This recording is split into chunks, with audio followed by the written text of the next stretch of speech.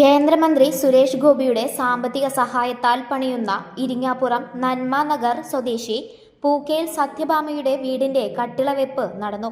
കഴിഞ്ഞ മാസം പടിഞ്ഞാറേ നടയിൽ നടന്ന കലുങ്ക് സംവാദത്തിലാണ് സുരേഷ് ഗോപി സത്യഭാമയ്ക്ക് വീട് വെക്കാൻ സഹായം വാഗ്ദാനം ചെയ്തിരുന്നത്.